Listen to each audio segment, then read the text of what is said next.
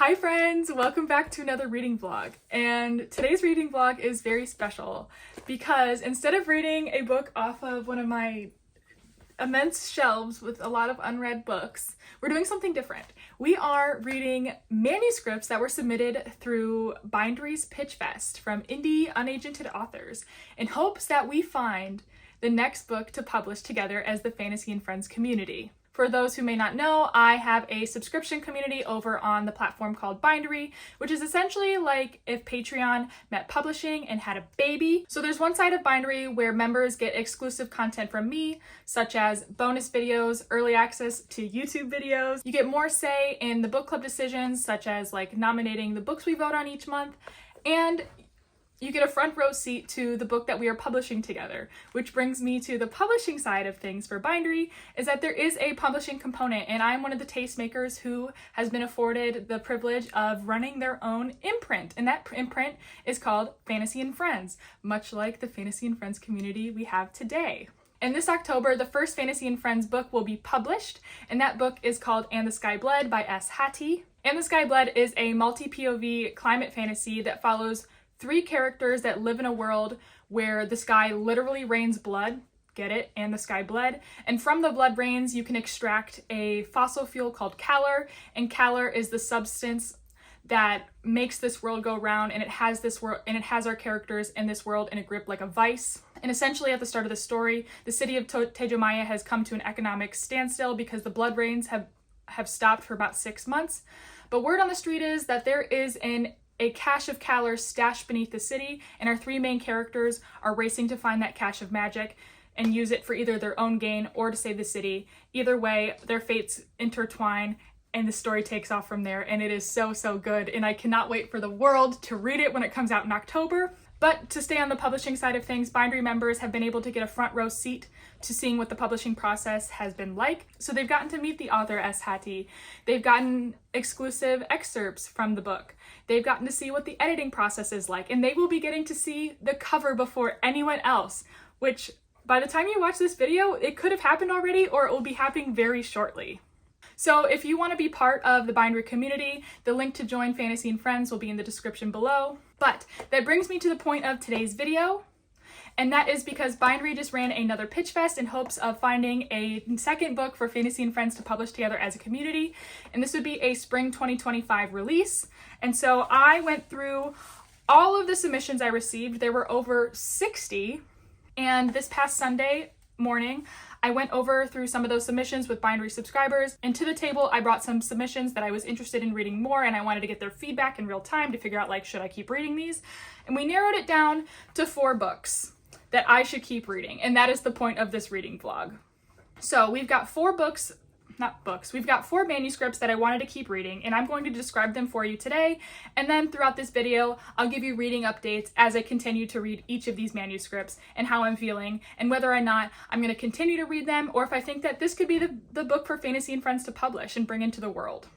So I've got my little laptop here, and I totally could have rehearsed what I was going to say about each of these books, and I do have notes written down, but I do feel like it is just easier to take you straight to the pitch. There is a good bit of these pitches that I cannot reveal to you because of privacy for the authors and like character names, because if I don't choose the book, I'm not giving away the whole farm, and that book gets to remain private for the author's benefit. So the first manuscript I want to talk to you about, and I will call her Manuscript A, and from my notes, it is an adult fantasy standalone at 93,000 words. And so just to put 93,000 words into perspective, we're probably looking at somewhere between 350 to 400 pages in that range. Okay? I have read the first 3 chapters to this book because from the pitch, it sounded the most interesting to me right off the bat. It follows our main character who has invented the means to immortality several centuries ago, and she hoards this secret to herself. And she's content to be the recluse that she is.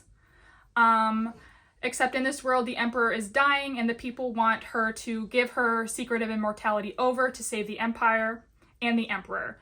And our main character is like, nuh-uh, no way, Jose, screw you guys. And the empire is like, I'm just gonna steal the secret for ourselves, so they raid her lab.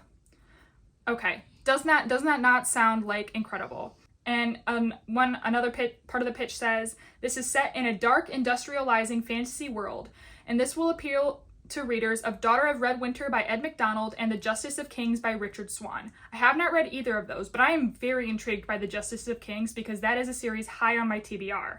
It has themes of redemption, revenge, and corrupting influence of power. And I was like, oh my God, tell me more. So I started reading this book. Immediately, the first chapter had me hooked.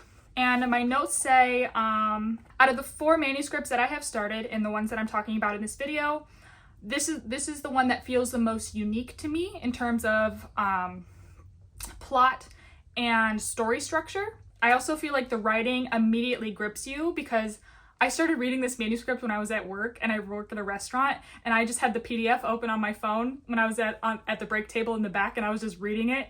And I found the writing to be like really gripping, and I was immediately sucked in the story, and I could definitely tell that this world was industrialized and our main character is very bullheaded, and I wanted to keep reading more from their perspective. And it sounds really, really good, and I'm excited to keep reading. One note I did make is that I wished some scenes lasted longer. Now, I know this book is only 350 to 400 pages, and I'm not very far in, so I know that I might not feel that way 50 pages from now, 100 pages from now, but I do feel like after reading the first 3 chapters, the 3 scenes that I have read that seem like very important catalyst events that propel this plot forward from what I read in the pitch, and I do feel like I wish those scenes lasted a little longer. So that's not really a bad thing, but I am excited to keep reading more. But yeah, so that is my take on Manuscript A. What do you think? Let me know in the comments below. Okay, so now we're on to manuscript number 2. We'll call her Manuscript B because I'm so creative. This one is a chunky one, okay?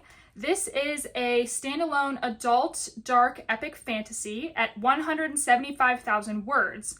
So we're probably thinking 550 to 600 pages. So it's a bit on the chunky side, which like I'm not afraid of because I love a good doorstopper. But sometimes books don't need to be as long as they are. So that is something I am keeping in mind, but also like I do love a chunky book. This is I think I said this is a standalone dark epic fantasy with queer representation, perfect for fans of the Bone Shard Magic and the Drowning Empire trilogy by Andrea Stewart, and the complex relationship between Gideon and Harrow in the Locked Tomb series. That is a big comp because people are very protective of Gideon and Harrow, but I'm also very interested to read more about it to see if that's true because that's a big comparison. I have read 3 chapters of this, so I read 3 chapters and a prologue, and immediately I'm confused, which is something I like in fantasy books because I really love feeling like I'm thrown into the world, plopped down, I have no information, and you kind of have to figure out things as you go, which is something I expect in fantasy books because you always have to learn the ropes a little bit.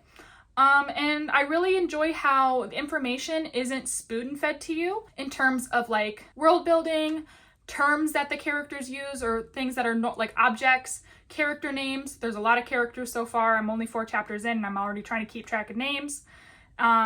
I can tell that this world feels fully realized, and I can also tell that the author has spent a lot of time in this world, which is a good sign to me because I like it when I feel like the author knows their way.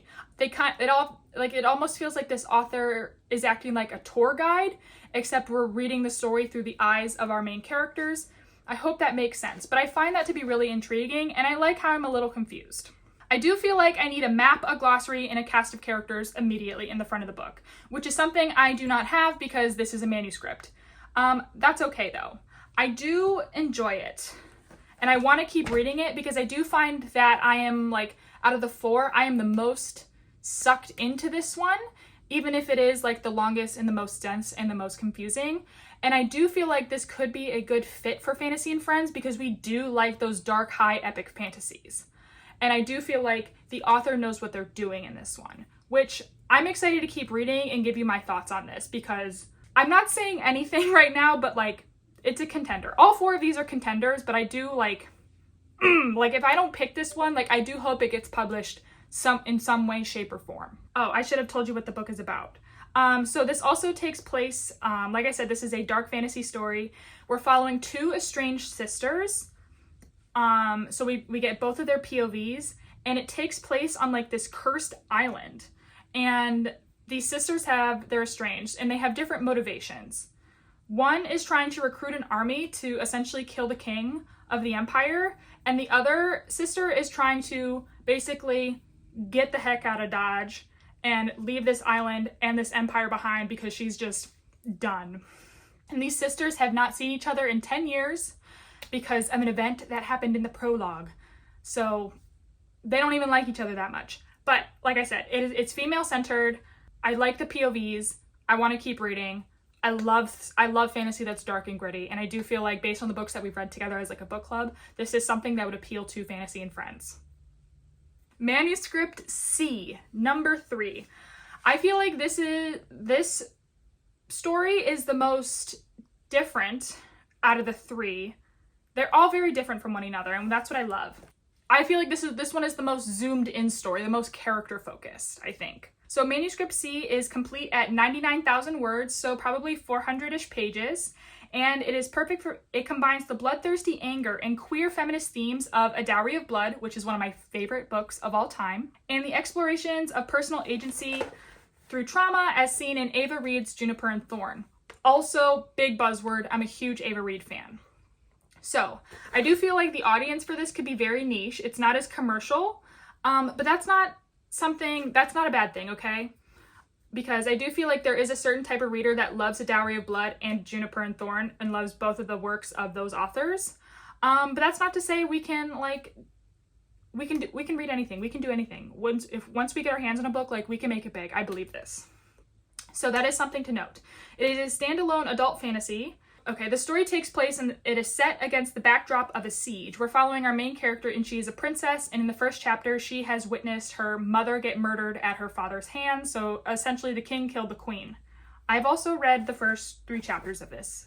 Thought I should let you guys know that. So, this princess's mother dies, and her father is immediately like, "Daughter, you're of no use to me," and he sends her away to essentially become the ward of a noble family, and that noble family basically neglects her. And this princess is going to grow up, and she's going to eventually want to take revenge on her father, the king, because she's like, "You basically threw me away like trash, so I'm going to come get you back." How does she do that? I guess I'll have to keep reading. Okay, and I am really interested to keep reading this because I do love the comp to A Dowry of Blood and Juniper and Thorn. And after the first 3 chapters that I've read, I do get Cinderella vibes because we've kind of got a princess locked in a tower. We don't have like a wicked stepmother or anything, but I do find that our main character is very charming. She starts off as a young 9-year-old girl, and then immediately there becomes a time jump to where she's 10 years older, so when she's 19, and that's when she's going to exact her revenge on her father. Haven't gotten to the revenge part yet, but I did get to the time jump part. I'm very excited to keep reading to see when this story kicks off, as per the pitch for the event that will kick the rest of the story off. I will say, with these kind of stories, they are very kind of with these kind of stories that this book has been comped to, they tend to be more slow moving, very character driven, and kind of, there's a smaller audience that loves these kinds of books, so I am afraid that I'm of being bored. I don't think I will be. I have to keep reading to find out, but that is something I fear, because I feel like this book is for a very specific audience, which is not a bad thing, but that just means I'm the target audience, and that's a good thing, but I'm just keeping that in the back of my mind. That is Manuscript C. Manuscript D, the last one. This is the only young adult fantasy on the list. It is complete at 91,000 words, and it does not mention if it is a standalone or part of a series. The comp titles the author gave are Leigh Bardugo's Shadow and Bone, Sabaa Tahir's Ember in the Ashes, and N.K. Jemison's Broken Earth trilogy. Again, coming in with the heavy hitters.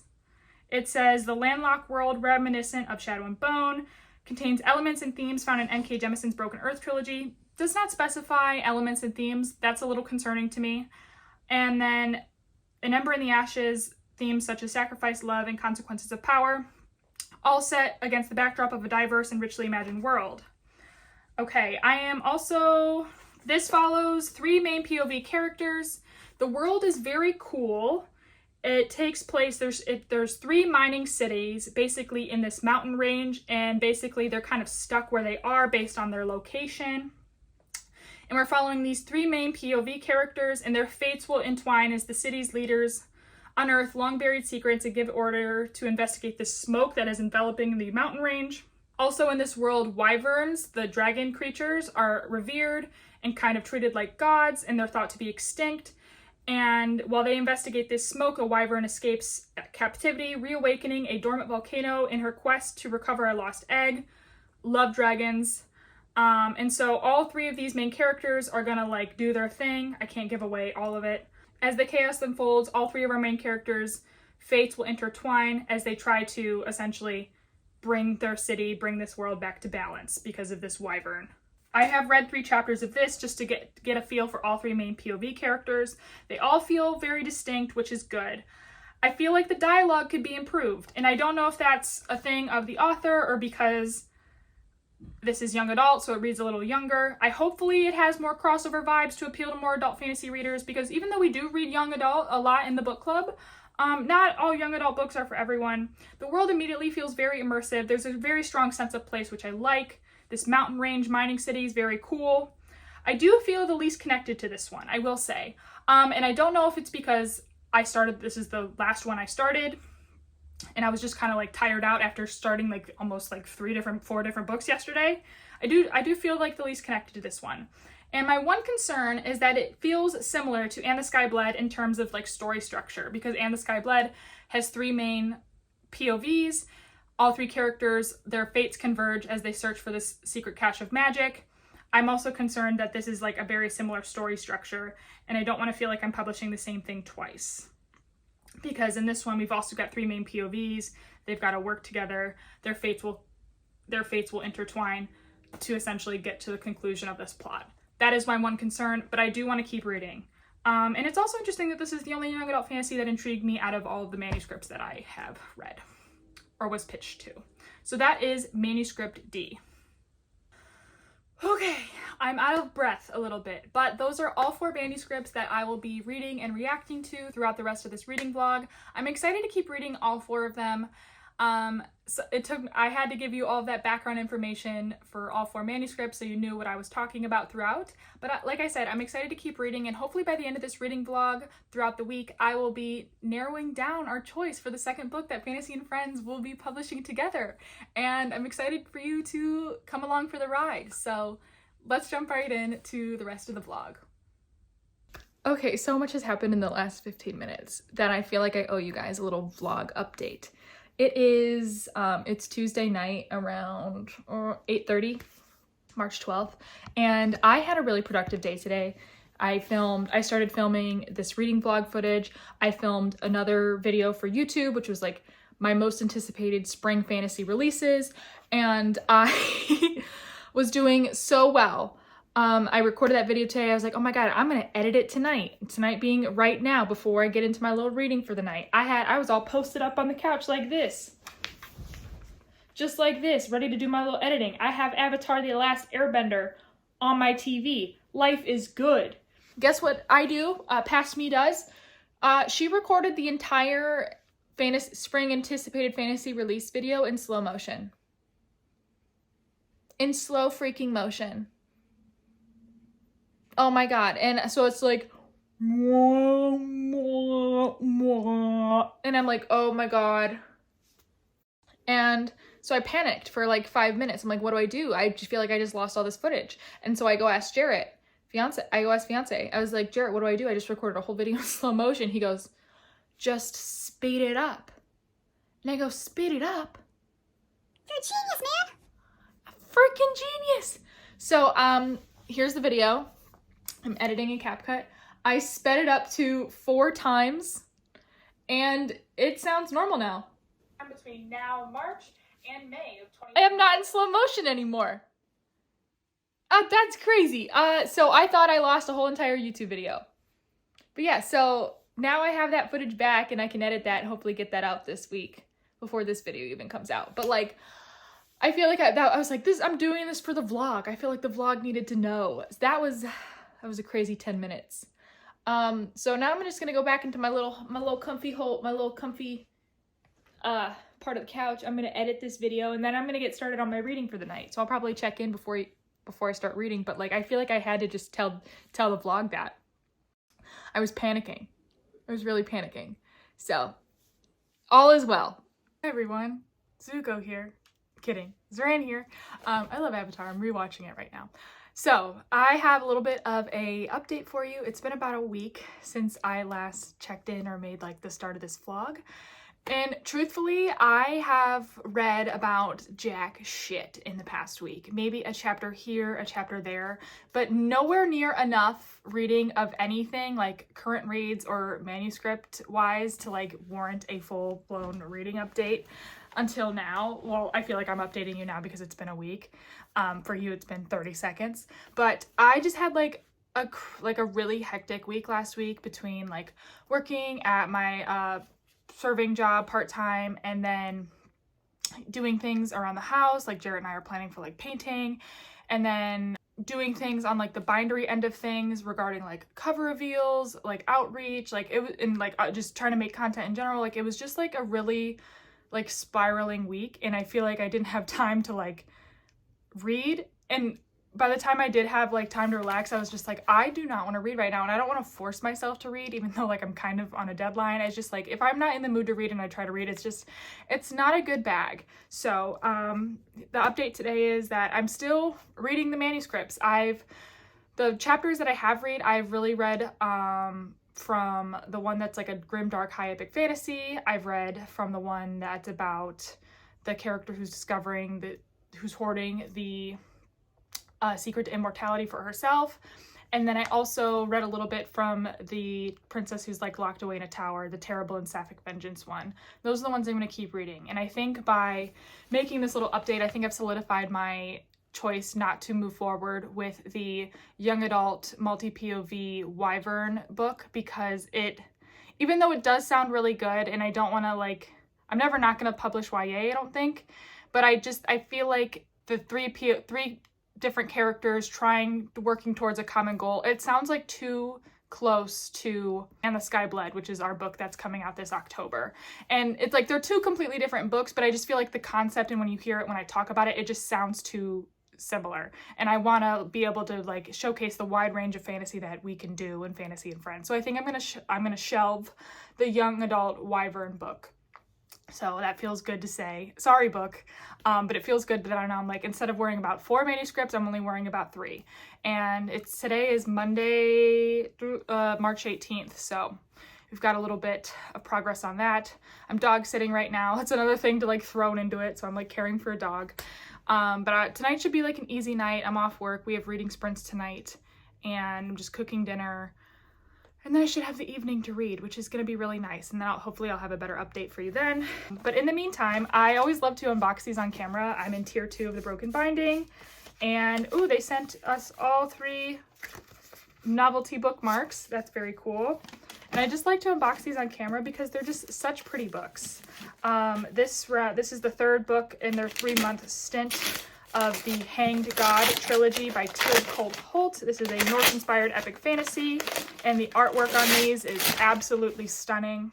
Okay, we've got book 3, Slaughtered Gods. Look at that foiling. We've got the back.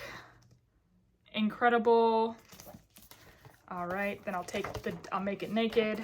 Let's get this book naked. We've got the, hard case.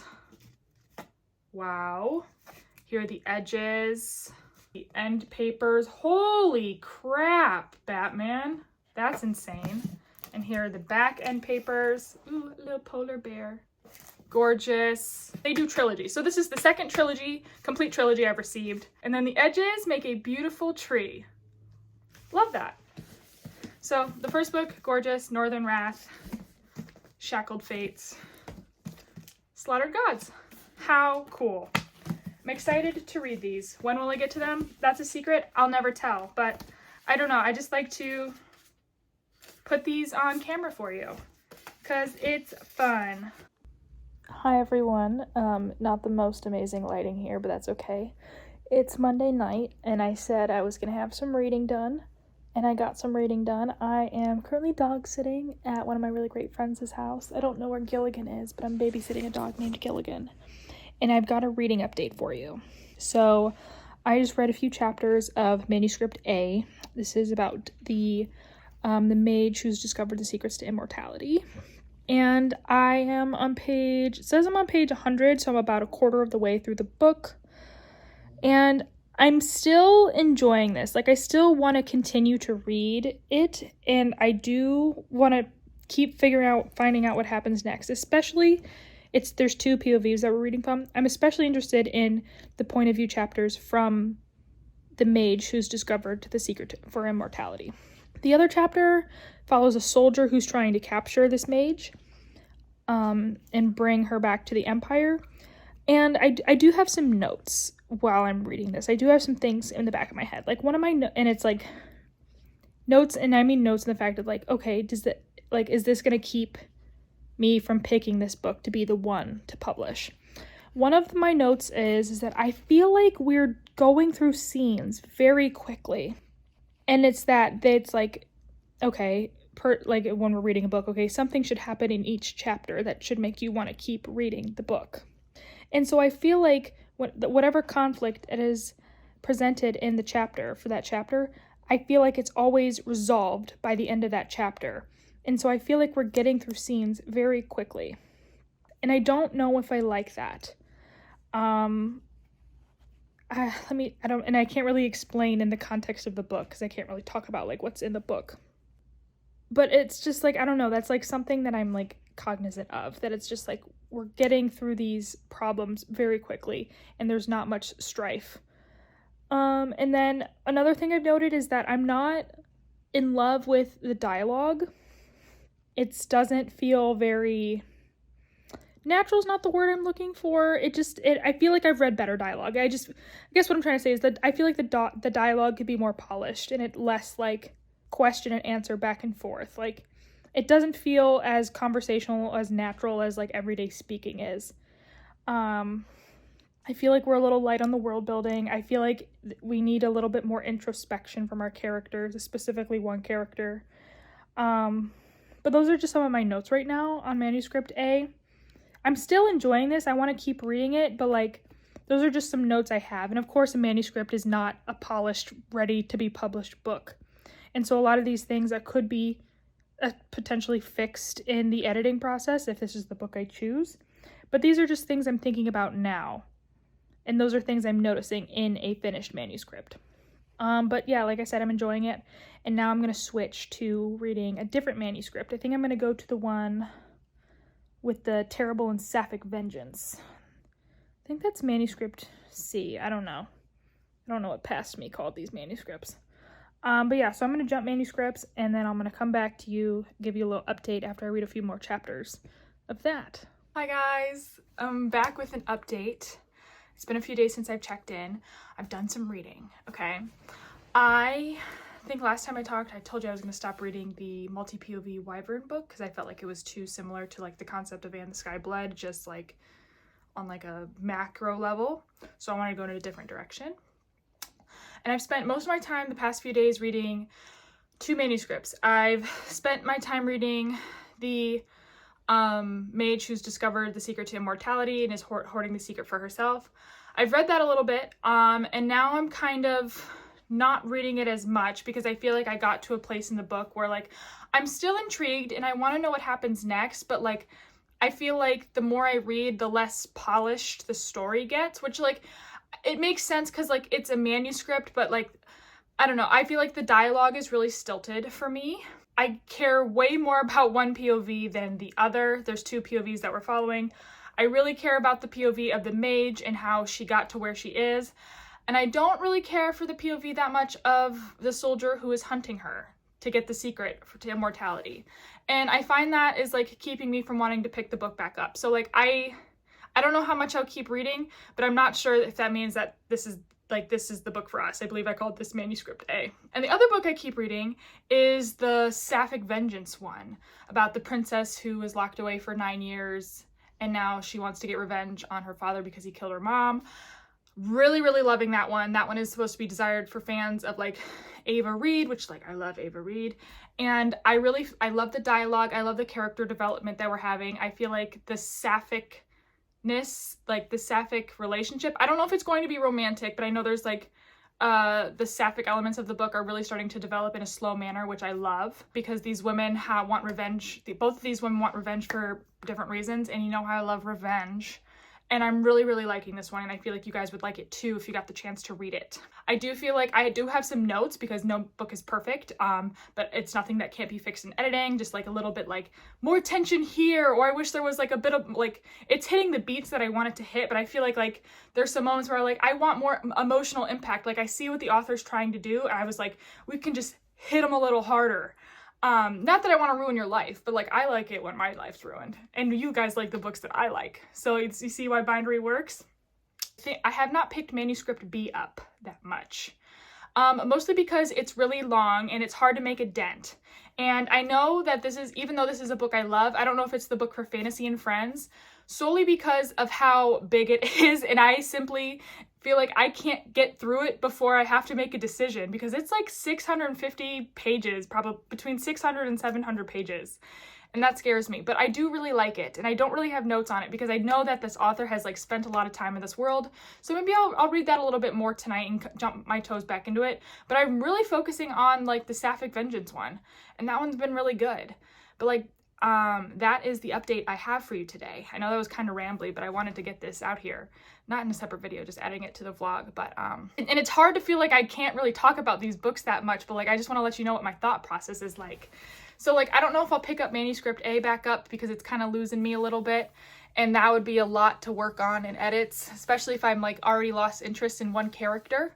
But I do think it's like a really solid story. But right now I'm really leaning towards Manuscript C, I think, which is like the Sapphic Vengeance one, and I freaking love a revenge plot. Oh, that one's shaping up to be really good, and I think you guys would enjoy it too. And the dark epic fantasy Manuscript B, I'm really enjoying that one too, and I really need to get back into that one. So maybe I'll focus on that one tonight. It's also meant like reading these manuscripts, I've completely derailed my TBR for the month. I've been reading The Emperor in the Endless Palace, which I've been reading as an arc. This comes out on next Tuesday. It's okay. I thought this was gonna be really amazing because the concept is amazing. Like, what if we found our soulmate throughout different lifetimes and you kept meeting them again? And like, I don't feel like it's executing on that front. It's supposed to be a romantasy, and I don't feel the chemistry between the three POVs throughout time between the men who keep meeting each other again, and I'm a little let down by it. I'm gonna finish it because I have like an hour and a half left in the audiobook, but like, if this sounds good to you, if you want like a queer romantasy, pick it up, but I would probably borrow it from the library. Cover's gorgeous though, I will give it that. But that's my reading update. Got to reveal the cover for Bindery members today, so that was very exciting. Depending on when you're watching this video, you'll be able to see it. Hopefully it's public by then. And then I've been working on just a bunch of Bindery stuff behind the scenes, cover reveal, working on promo materials. Sewell's been finishing up copy edits, so arcs are gonna be ready soon. Been doing blurb reach out for authors and book creators. Things are crazy. I've just been busy. I feel like Bindery's been taking up more of my time, and I've been creating content less, but that's the name of the game. I'm having a lot of fun, and I'm so grateful for this opportunity to even be making these kinds of videos. But and then I'm getting dinner with one of my mom's friends tonight. I haven't seen her in a few years. My mom has since passed away about 4.5 years ago, and I haven't caught up with one of her childhood best friends who I know really well in a long time, so I'm really excited to see her. I think it'll be good. She's meeting my fiance for the first time, which is probably wild, but I'm excited for that too. It's gonna be a great night. But then the next time I'll talk to you, I'll have a reading update, so thanks for tuning in. So it's been a few days since I last checked in with you guys, and I've read quite a bit more of the two manuscripts that I am really, really loving. The one about the Sapphic Vengeance princess going to get revenge, and also the grimdark high epic fantasy about two sisters on opposite sides of a war. I feel like I'm very close to a decision on like what the next book for Fantasy and Friends is going to be, and I'm not going to tell you in this video. So I feel like I'm leaving you hanging, but I just know that it's one of those two. and I'm very excited about the next wave of Fantasy and Friends publishing as a community, as a whole entity. And I thought that this vlog was like a really fun way to like get you to show like the inside of like my mind and my thought process and my reading experience when I'm reading these manuscripts. And it's just been like really, really cool. And when I'm able to tell the author that I want their book, I will tell them. And I will tell you when I'm able to tell you. But that's where I'm going to leave off this vlog. I hope it wasn't too anticlimactic. But I feel like the next Fantasy and Friends book is going to be really friggin' amazing. And I feel like you're going to love it too. And I can't wait to share with you what that book is going to be. So thank you for joining me along this ride for this reading vlog. I had a lot of fun. I hope you had a lot of fun. And the next step for Fantasy and Friends is going to be freaking amazing. Join our Bindery journey if you haven't already. The link to do so is in the bio. You'll get so many cool perks. Not just access to early reading vlogs like this, but just like the behind the scenes stuff about the whole publishing process. And like, for example, with Sewell, the author of And the Sky Bled, which was our first book, I've been able to share like insider information about like the cover reel has gotten to be revealed early. I've gotten to show stuff about like her revision process, what copy edits have been like, hopefully some character art soon, and just what you guys want to see for pre-order incentives. And it's been just like such a cool ride. So if you want to support me, support Sewell, support Bindery in all different kinds of ways, I will have everything linked down below. Thank you so much for watching. Have a great day or night wherever you are, and I will see you in the next video, hopefully with news about what the next Fantasy and Friends book is going to be. Bye, friends.